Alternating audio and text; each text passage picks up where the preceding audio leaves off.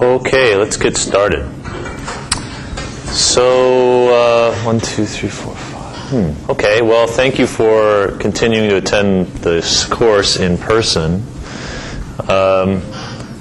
One of the tricky things about videotaping all the lectures is that everybody eventually might see this lecture even if they're not in person. So, I may end up giving some of these lectures to a completely empty room, in fact. But in terms of where we are in the course, we have now completed our section that is about processing two-dimensional photographs, although we'll find that a lot of the principles we talked about in the first 3 weeks actually apply to what comes next, which is 3 weeks talking about three-dimensional surface data of the type that you would get from a radar sensor or sonar or something like that. And the 3 weeks after that will be about volumetric medical images and how to process those. So today, I'm going to talk about how we actually acquire images from 3D sensors. So I didn't actually spend much time talking about how an image is formed for photographs. Maybe I should do that. But these kinds of sensors that we're talking about are relatively more exotic. And so people tend to have less exposure to them and less knowledge about how they work. So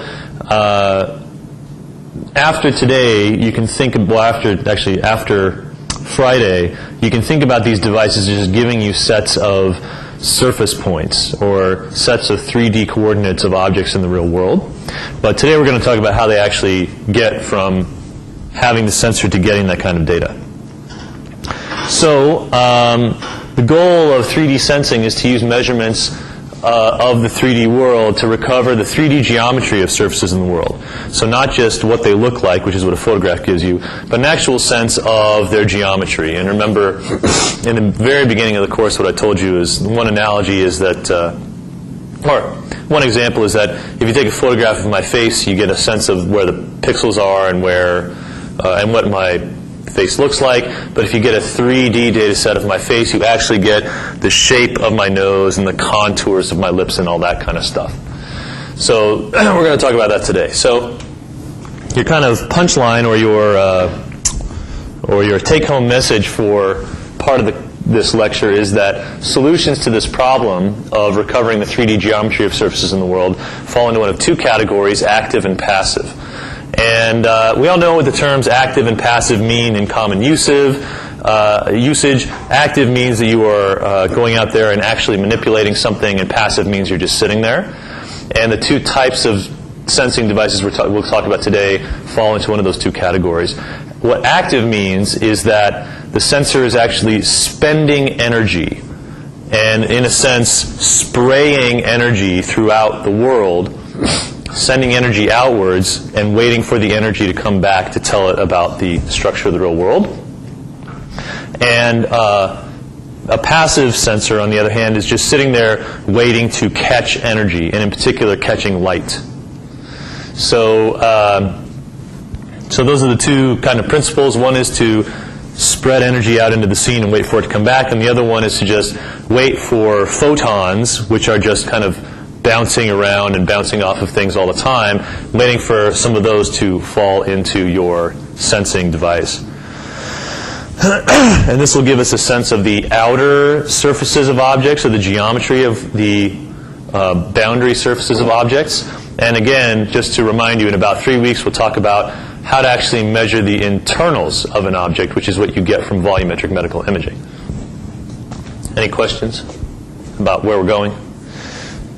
Okay. Now, most of the solutions to the 3D sensing problem are based on one of two very, very simple principles. One of them is called time of flight. And the idea here is that if I am a 3D sensing device and I emit a pulse of energy and start a stopwatch at the very same moment that I emit the pulse of energy, then I can wait for that pulse of energy to come back to me and then stop the stopwatch. And how far away the object is going to be proportional to how long it takes the energy to bounce off and come back.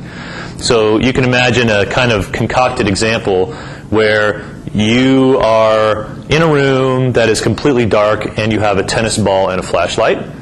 and you want to know how far away the walls are, or how far away one wall is. And you know exactly how fast you throw the ball every time. You precisely know that you can throw it at exactly 40 miles an hour. Then you can imagine that it would not be very hard for you to throw the ball and start the stopwatch at exactly the same moment. And even though it's pitch black, let's say that the ball comes right back to you. Then you can stop the stopwatch as soon as you catch the ball. And how long it took, you can back out from the math of how fast the ball was traveling, how long it took to get back to you, how far away the wall is. The other notion, the other very basic principle, we've talked about a little bit already, which is called triangulation, which is to say that if you measure the same object from two different points of view, the difference in the viewpoints can help you determine how far away the object is. And I've talked about this example when we want to model an object from video data, where we have two cameras that are some known distance apart from each other, and we're able to identify a pixel in one image that corresponds to a pixel in the other image, and we know how far apart they are from each other, so we can triangulate to say exactly how far away in the real world that object in the world is. So time of flight and triangulation are your two key, very simple principles that underlie a lot of 3D sensing. And the reason why there isn't ubiquitous 3D data acquisition for example, in every cell phone, is that this is a simple thing in principle but difficult to implement in practice, and we'll talk about why. So, time of flight sensors. Let's see, I guess it was during World War I that the first radar detection sensors were developed. Radar is a sort of a semi-acronym of radio detection and ranging. And basically the simple idea is that there is a radar emitter that is emitting radio wave frequency energy in pulses. And usually co-located with that is a receiver. So the emitter is the thing that's throwing the energy out, and the receiver is the thing that's catching the energy. And simply put, if you had an airplane, it became widely used in World War II actually. If you were an airplane in the sky and this radio frequency energy hit your airplane, some of that energy would bounce back and go into the receiver. And so if the radar receiver detected that a certain amount of radio frequency energy was coming back to it, then it would know that it had detected an object at that particular orientation. And furthermore, it did a version of this stopwatch thing, where every time it emitted a pulse of energy, it started a stopwatch, and then stopped the stopwatch when the energy came back into the receiver. And so from that, you can tell how far away the thing is that had the energy bouncing off of it. So laser radar, or LADAR, is the same idea, but with a different frequency of emitted energy basically in the visible light region. And sonar is the same exact idea, except with sound waves traveling through water. Yeah? Is there a difference between LADAR and LIDAR? No. It's just who decided to use which acronym. And in fact, it's laser light radar, so you can either have the lay from laser or the light from light. But I think everyone uses them exactly interchangeably. So you've probably seen, at least in a movie, submarines going through water, doing sonar, and usually the way that it's depicted in a movie is that you hear a ping, you hear an audible noise every so often. You hear bong, bong, and that's exactly what that is. It's a pulse of a sound wave that's being emitted, which corresponds to what I'm talking about here with radio frequency energy. Well, this is basically a sound wave moving through water, and really, literally what it is the emitter in that case is a speaker, as you would have on your radio system at home, and the receiver is really like a microphone. So we know how quickly sound waves propagate through a medium like water. And we do the same thing where we emit the sound, start the stopwatch, and wait. And how long it takes for sound energy, or the sound wave, to come back into the microphone tells us how far away something is. Exactly the same kind of operating principle.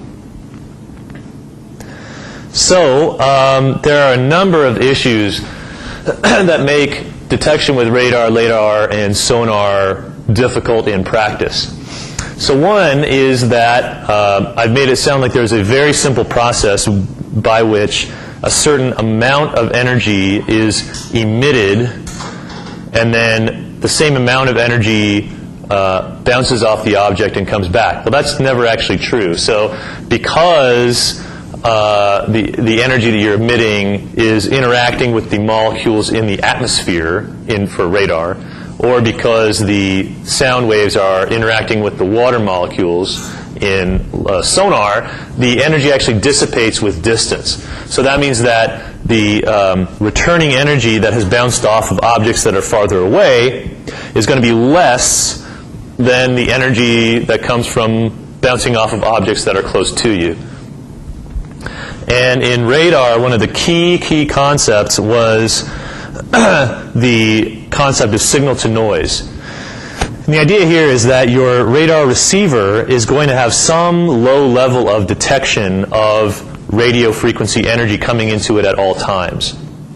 So it's just background energy that is floating around.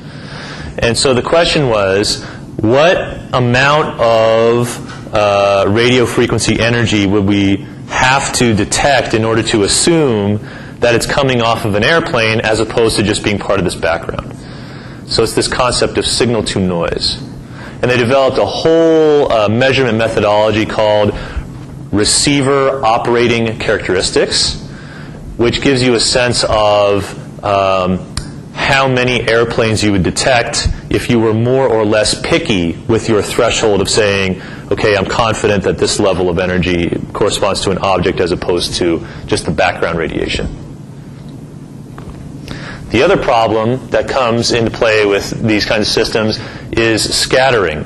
So in the throwing a tennis ball against a wall example, that's a really oversimplified case because you can tell fairly easily based on the angle that the ball hits the wall how it's going to bounce off.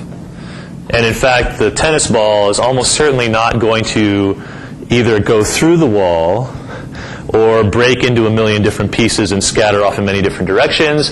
But this is exactly what radio frequency energy does, or even laser light energy does, when it hits an object of interest.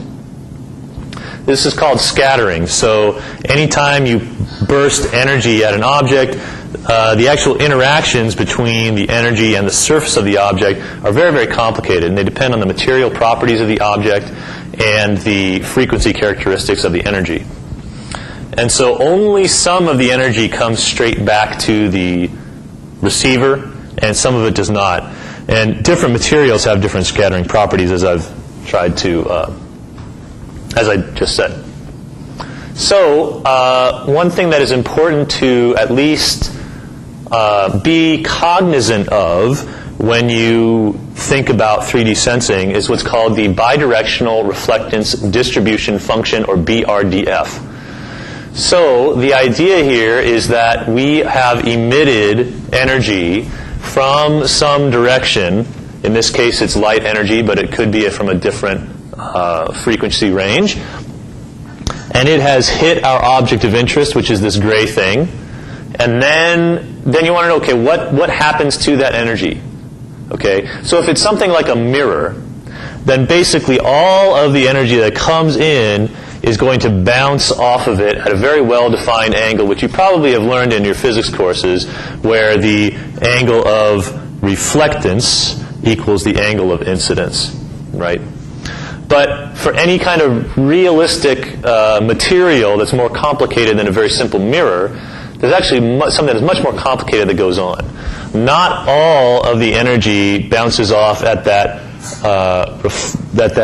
angle of incidence angle as it reflects off. Some amount of it will actually go off in all of the other different directions as it interacts with the interface between the air and the object that you are bouncing the energy off of. So this is called the ambient reflection of the surface of the object. Furthermore, if you have an object like a prism, many of you are probably familiar with a prism, where what happens is that if you shine light onto a prism, only some of it reflects off, and some of it is actually transmitted through it. And that's shown here. So this is transmission, where some of the energy actually goes through the object of interest and actually hits the interface between the object and whatever's behind it. And in a simple case, let's just assume that's air. So some amount of it's going to be transmitted, and in fact, some of it's going to go all the way through the object. So, for example, the window. In fact, what you want from a window is to have as much as possible of the energy that comes in transmit right through it and go all the way through. But it's also possible for some of the energy to get through the interface between the air and the object and actually bounce off and do what's called internal reflection. That's this thing, where it gets inside the object and it gets trapped to some degree and bounces off kind of internal to the object and gets captured by it. Some of it gets absorbed, which is to say that the energy of a particular photon gets absorbed by one of the molecules inside the object, so it gets absorbed. And then, scattering and emission just basically means that instead of the energy going along a straight line as it's transmitted through the object, it actually gets scattered out. So all of these things can happen for fairly common workaday materials that you might shine a light onto or beam radio frequency energy at. And if you've ever seen a video of something like a velvet jacket, or someone walking with a velvet pair of pants, certain kinds of furs, this is one of the kind of current areas in computer graphics, actually, is coming up with compelling animations of these kinds of clothing materials. And that's because if you've ever shined a light on one of these things and tried to model how light is going to shine off of it, it's really complicated, because light can come in one point and kind of bounce around inside the thing and bounce out somewhere else. And also it has this ambient reflection thing where light that comes in one direction kind of doesn't just bounce off in the mirror type of way, but it sort of shines in all different directions.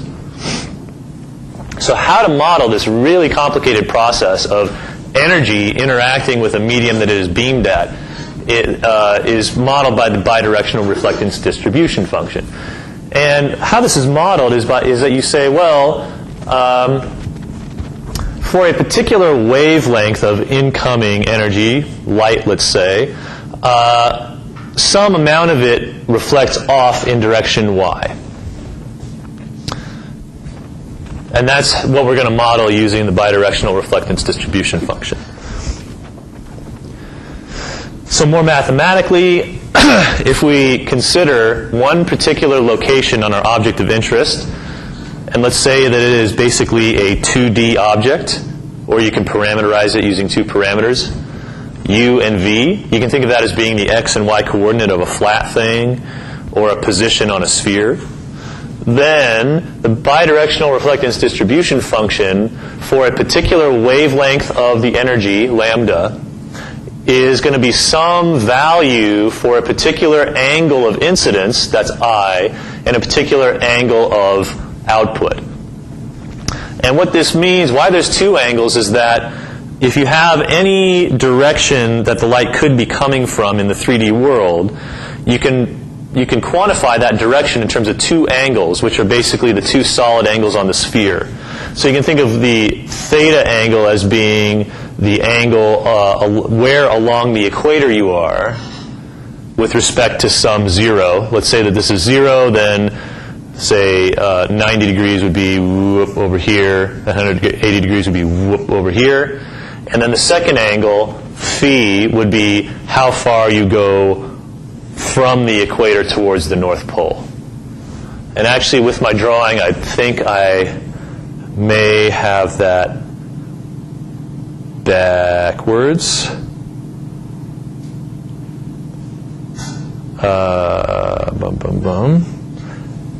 Actually, this particular figure is not very clear, I think. There's a lot of lines going on. But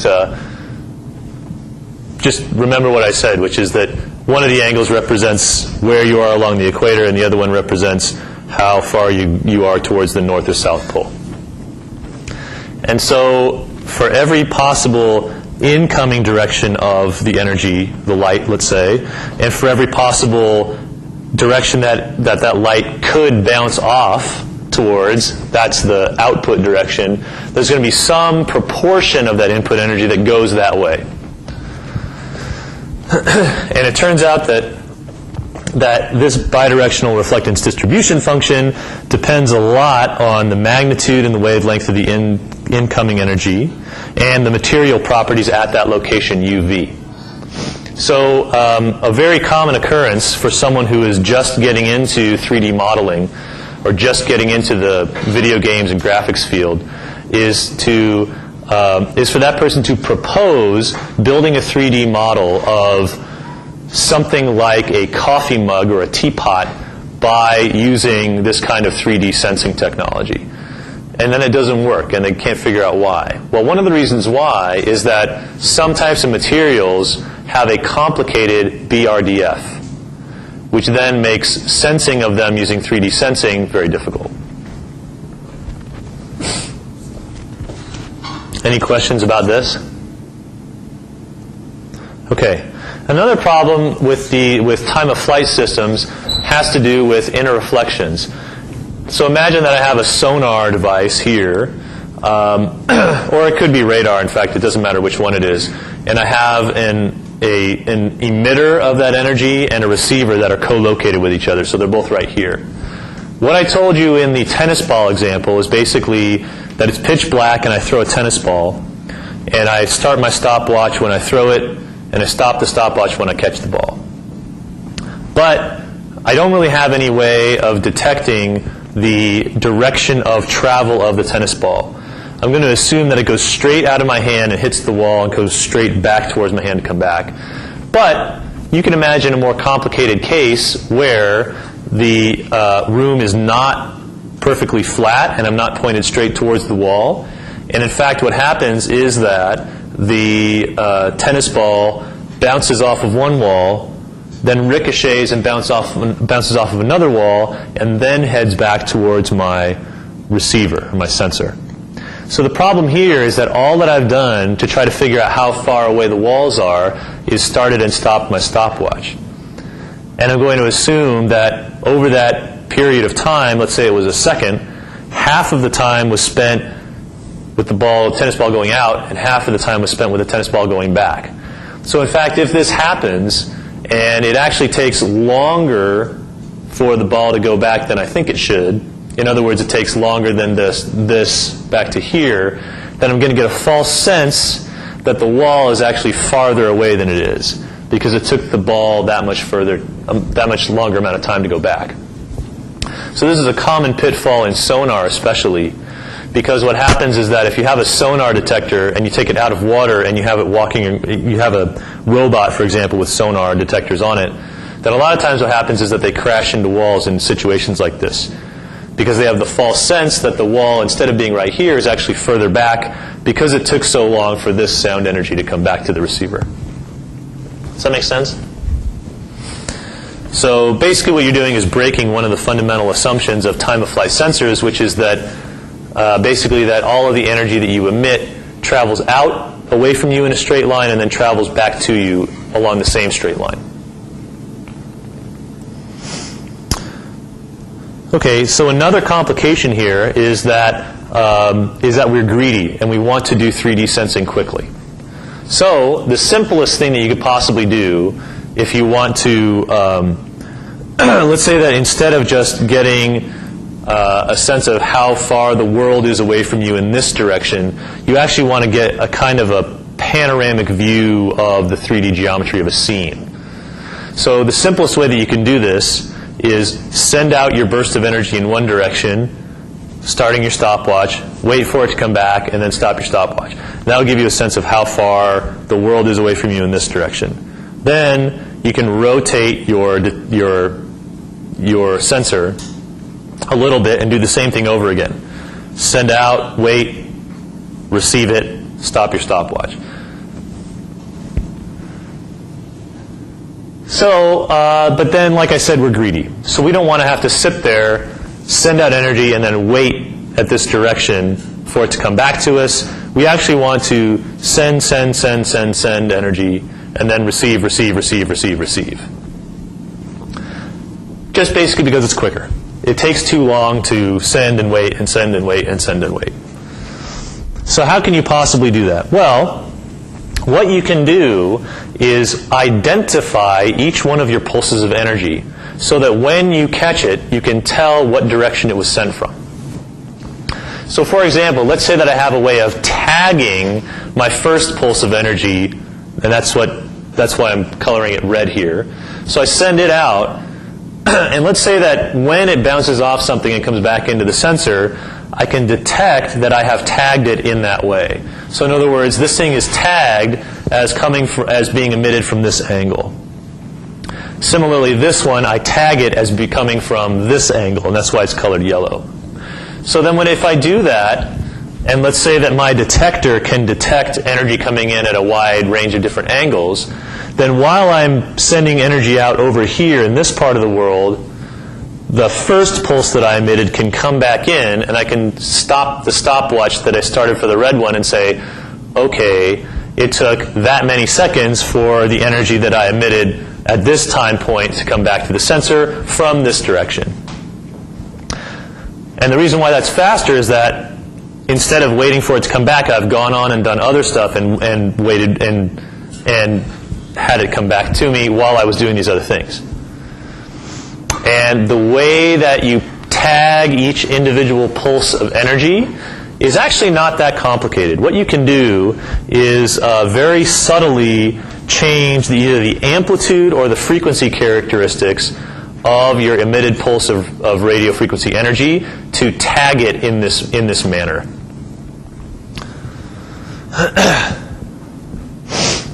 Does that make sense? Okay. So I think next I have an example. Yeah, here's an example of one such time-of-flight laser radar scanner. So it sits on a tripod. It's called the company that makes it is called QuantaPoint. It has a you can't really see it from this view. I think I have a video coming up about this, but the thing that emits the energy is an upward pointing laser that's pointed in this direction. And what it does to have it sweep across a room is that it has a mirror that's kind of pointed in this direction, so that the laser comes up like this and bounces out into the world. And then when it bounces off of something and comes back, it goes back and hits the mirror and goes into a receiver that is right next to the laser. And there's a motor that rotates this mirror and has it pitch up and down so that actually the laser can go up and down, both in the up and down direction, and it can go around like this. Oh, and in fact, there's a little diagram of it. And it can spin around very, very, very, very quickly. And basically, the thing that limits how quickly it can spin around has to do with the efficiency with which you tag each one of your pulses. So you have to be able to spit out pulses that are all uniquely identifiable from each other as you are spitting them out. So let's look at one of these. Let's look at a video. So I did this in my first year of graduate school. It's basically, they call this the car barn at the university I was at. It's got a bunch of junk in it, cars and furniture and stuff. So one individual scan from this QuantaPoint scanner looks like this, where each one of those gray things is like a gives you a sense of the 3D geometry of the room. This is kind of an overhead view. And what you can do is take multiple of these scans from multiple fixed positions of the laser and align them to each other. And we'll talk about how to do that later on this week. So if you do that and you take many, many of those scans and you align them all to each other, then you can put them together into a unified 3D model of the entire room and then do something like fly through it. So this is useful for what's called as-built modeling. It should be clear that if you did this inside the Taj Mahal, then you can use the resulting 3D model for something like virtual tourism. You can also use it for games and movies. And at the time, actually, the key project that we were most interested in using this for was to do as-built modeling of the Chernobyl nuclear reactor site, the one that melted down in 1983. So, and in particular, the Ukrainian government was interested in whether the big sarcophagus that was built around the melted down reactor, whether the walls were straight up and down or whether they were starting to buckle. Well, obviously, if they're starting to buckle, that's really bad news. Any questions about this? Time of flight sensing? Okay, so one other thing to be careful about is that I've told you that, or if you kind of think about what I've told you, the only places where you get a sense of how far away objects in the real world are is by pointing one of these pulses of energy towards it. And so for something like telephone line, let's say that you're trying to fly a helicopter and do 3D sensing to avoid obstacles. Well, telephone lines are a real problem because they're almost infinitely thin from the point of view of the helicopter. And so if the helicopter is just pulsing energy and not enough of it, it's really quite likely to miss the telephone wires. And so what you have to do is basically constantly be streaming energy and spewing energy out over the scene in order to detect the telephone wires.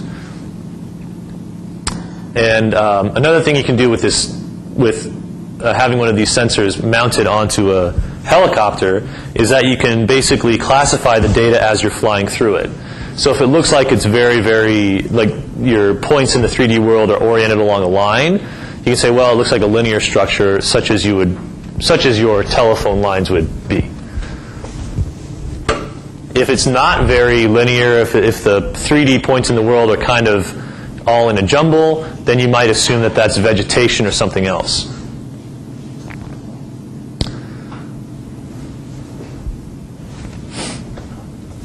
So one of the cautionary tales of 3D sensing is that you only find out what the structure of the 3D world is where you have decided to pulse energy out into it. This is very different than, for example, a passive sensor like a camera, where all parts of the world, from the telephone lines, from the background, from everything, send reflected light into your camera whether you like it or not. So you don't really have to worry about missing things that are very thin like telephone lines.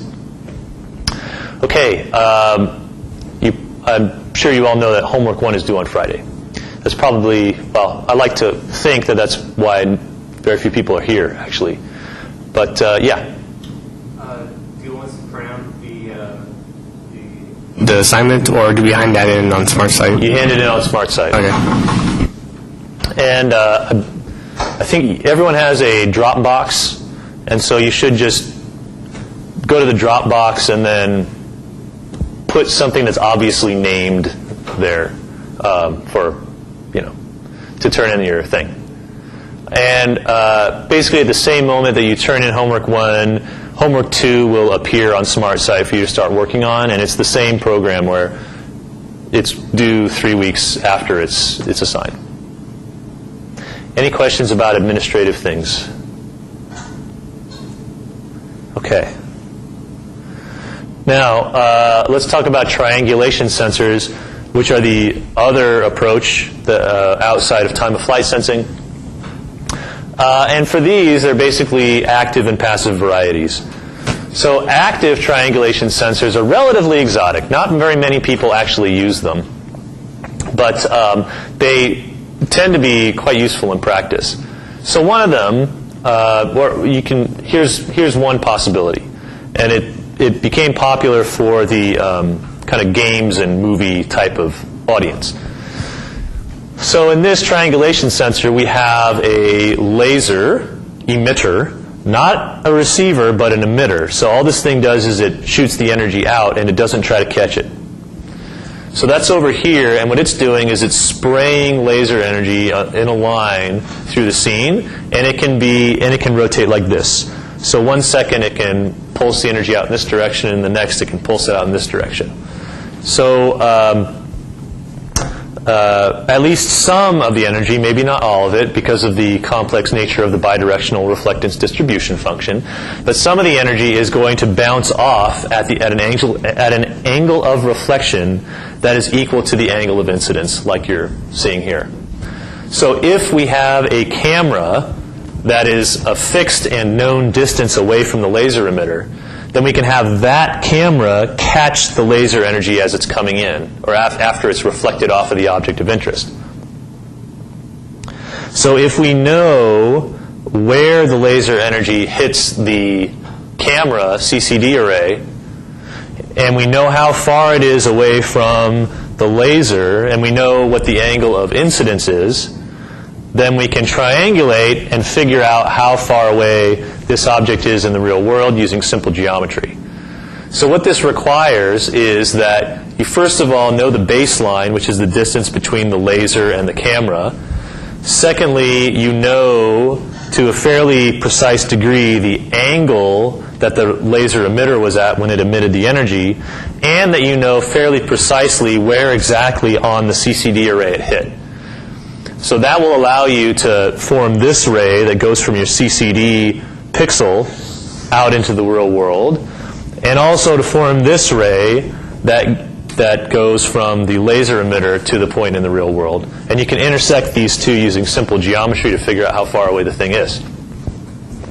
Does that make sense? Okay, here's one example. This is my former office mate using the Minolta Vivid, which is probably the most popular example of this. The laser emitter is at the top. In a second, it'll go dark, and you can see basically a line of laser. Yeah, there it is. A line of laser energy is going brrr as the laser is scanning through the scene from top to bottom. And the Minolta are the people who made this, and they basically, at that time in the 90s, their biggest strength was that their lenses were really, really good. So they used their top-of-the-line telephoto autofocus lens, and had it a fixed distance away from the laser emitter, and from that you're able to triangulate into the scene. So this is a 3D model of the thing that my office mate was holding at that time, and the system allowed you to take many of these 3D scans and then align them together, again using techniques that we'll talk about next week.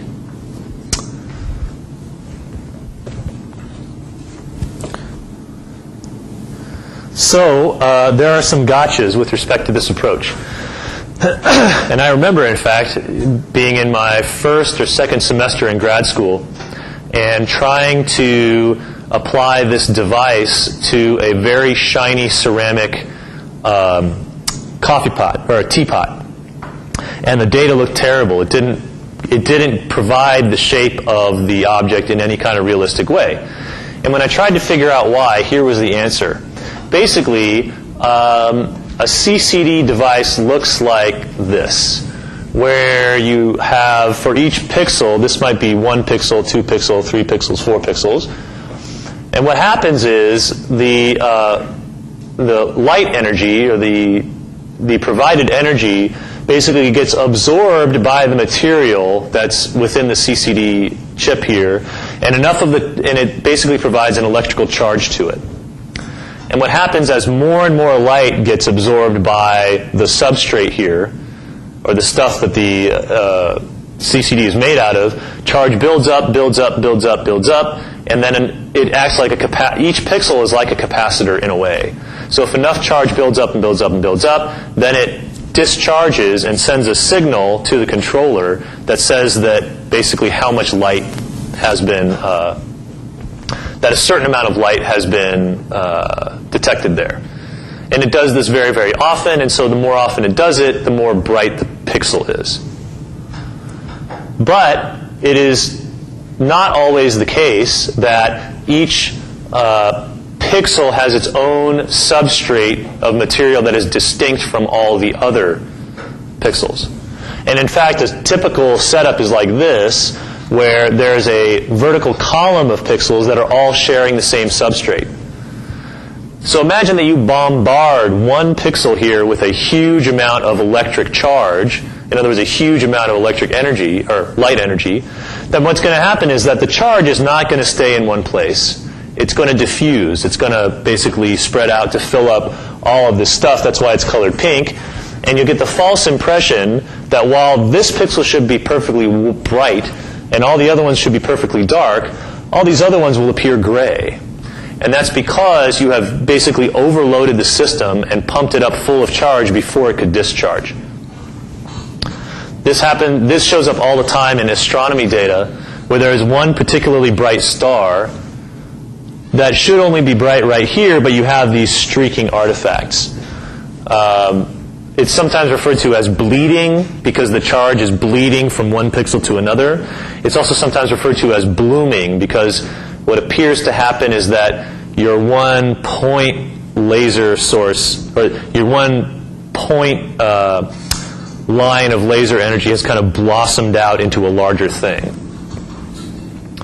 And that is exactly what was happening with my ceramic teapot. Because I had set the energy, the emitted energy of the laser so high, and the BRDF of the ceramic teapot was such that almost all of the energy going in was reflected out like a mirror. And so it basically overloaded the CCD chip so that all pixels in the whole image appeared really overly bright because of this bleeding of electrical charge thing. By the way, for those of you who are interested in CCD chips and how they were, how they're designed and things like that, you might be interested to know that the 2009 Nobel Prize in Physics was shared by two groups of individuals. One was the fiber optics guy, the person who came up with the idea for fiber optics, and the other was the two people who came up with CCD chips in the first place. It's fascinating, actually, because the discovery of CCD technology was a complete accident. It was kind of like penicillin, where someone thought they had accidentally killed all of the microorganisms growing in their dish, when really the thing that killed it was penicillin, which was a useful thing, but it was a complete accident. In this case, what they were trying to do was build a device that removed static. They worked at Bell Labs. They were trying to build a device that removed staticky noise from a telephone conversation taking place over a landline. So they built this device that involved a set of electrical circuit elements wired up to each other, and they built it out of a particular material with this kind of a substrate. And what they found was that if they were standing a couple of feet away, their device didn't work at all. But when they leaned over it like this, it worked perfectly. And after they did that a couple of times, they figured out that the thing that was making their device work was the fact that there was no light shining on it. So then they worked out the math and they worked out the kind of engineering of it, and they determined that in fact it was the absorption of light energy that was making their circuit do a particular thing. And then that got them to thinking that that would be a useful thing. And hence CCDs kind of followed from that, the idea that just using electrical circuit elements, you can basically have a circuit that responds to the amount of light energy going in. It's a classical tale of how we stumble and trip and fall into scientific advances. But anyway, scattering is again a problem with these triangulation systems. And with lasers, for example, another thing that could have happened with my ceramic teapot example is that if I had it at the wrong angle with respect to the laser, in fact, all of the energy could have, instead of bouncing off of the object and going into my camera, it all could have bounced off in the opposite direction and I could have sensed nothing at all. So there's this kind of, you have to be in this kind of uncomfortable middle ground where you know, based on the material, that at least some of the energy going in has to emit off in the direction of the scanner.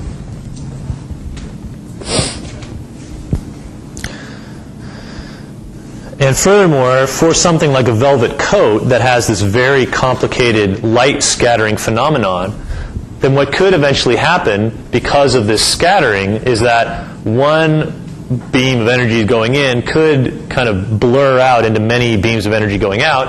And in fact, what that ends up meaning is that I'm not sure whether I should triangulate between this line and this one, or between this one and this one, or this one. In other words, I'm uncertain as to where exactly the position of the object is in the real world.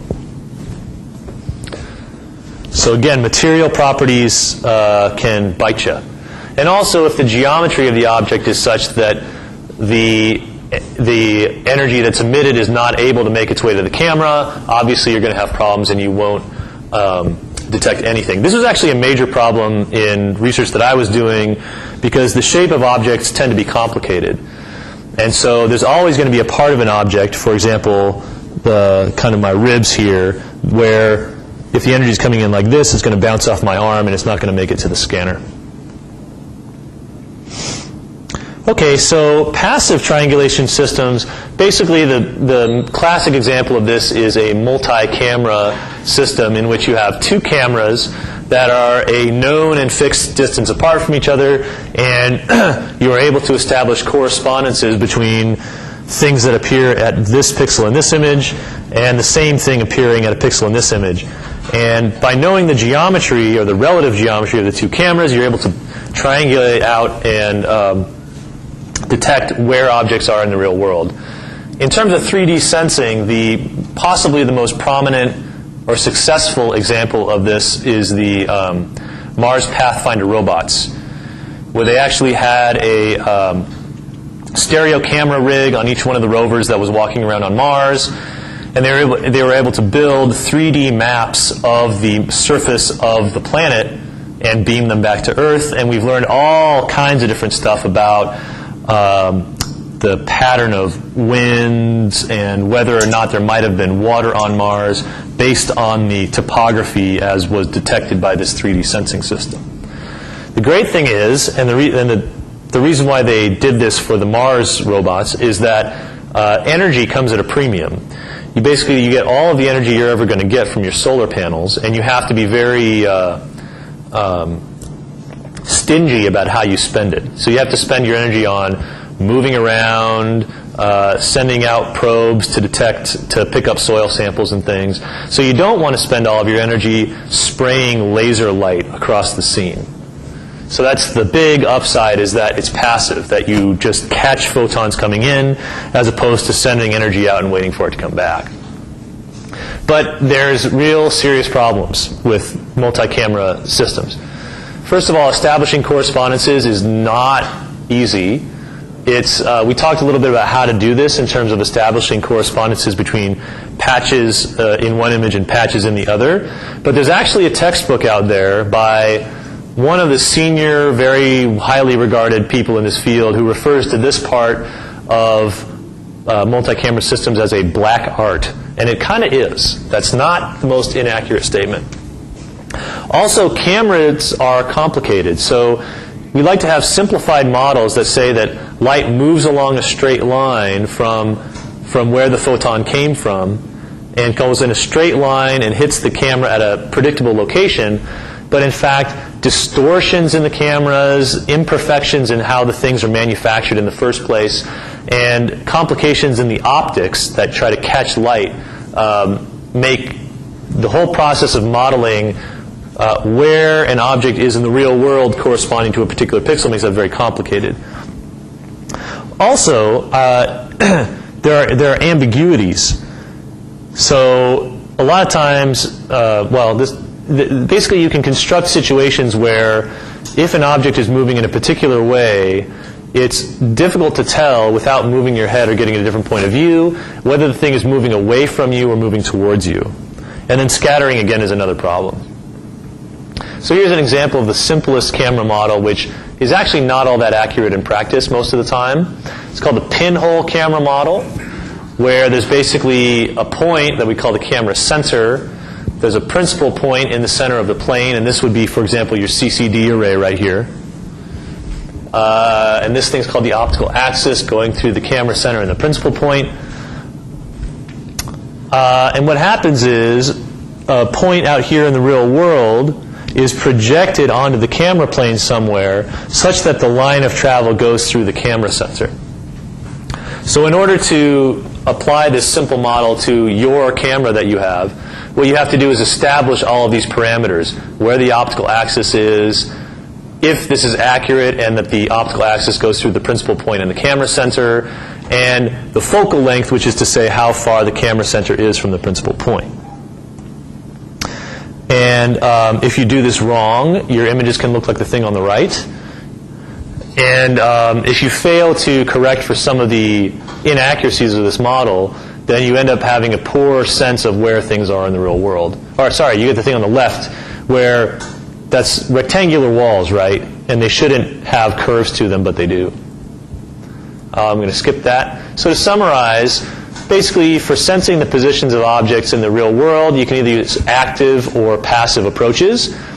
And there are common problems in 3D sensing that basically have to do with complexities in how energy interacts with surfaces and sensors. And there can be ambiguities as well. Any last minute questions? Okay, thanks. See you Friday.